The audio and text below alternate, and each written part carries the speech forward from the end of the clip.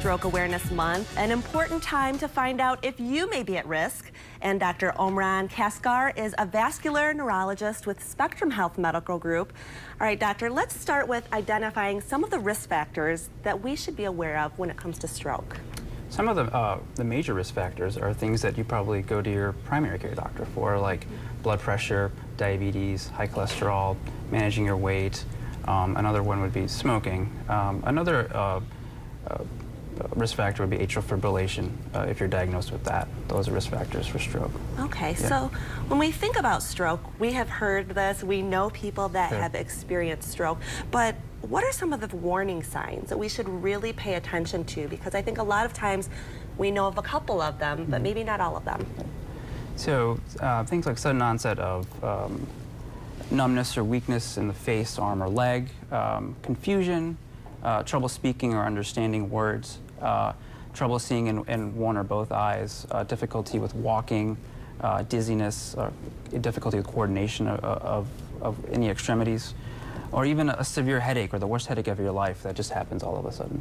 Okay, for someone who is noticing this in a loved one, Right. is it hard to spot these warning signs? It can be, because some of them can be very inconspicuous. So there is an acronym we can use called FAST. Fast. Yeah, Okay, and yeah. it's, you know, it is all about acting fast. Correct. So tell us what FAST means. So FAST is an acronym that means what F stands for face. So you ask them to smile to see if they have a facial droop or if there's any asymmetry of their face. Arm, you ask them to raise both of their arms up to see if there's any drift on one side or any weakness. And then ask this for speech. So you have to ask them to repeat a simple sentence if it sounds slurred or they can't get it out right. And then time. You want to, if you notice any of the symptoms, call 911 immediately. Okay, and is there a certain age group of people who are more susceptible to getting a stroke? Generally, not necessarily. Anyone's susceptible to having a stroke, but you know, age group would probably anywhere, I would say 50 and above would probably be the patients that are most high risk for having a stroke. Okay, Yeah. so if someone is experiencing these warning signs Sure. and they've done the test, the FAST, Yeah. acting fast, they call 911, Yeah.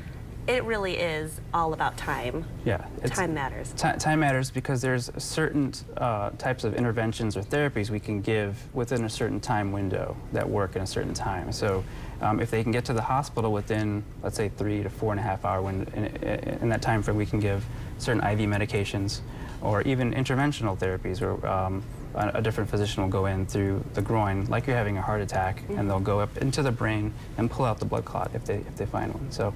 Okay. Yeah. Wow, this is really important information. And right now, especially during Stroke Awareness Month, this is a perfect time to learn more and ask those questions from your doctor and your physician. You have a screening coming up where people Sure. can learn a lot more about this. Right. So find out if you're at risk. We're having these free stroke screening events, May 18th, 19th, 20th, and 28th, all throughout West Michigan. You can visit shmg.org/stroke risk for a complete list of dates and locations. Great. Wow, thank you so much. Lots of information. And once again, we will have all of that information on the website with additional dates and times. It's at shmg.org/stroke. Thank you so much, doctor. Thank you. All right, don't go away. More of 8 West when we come back.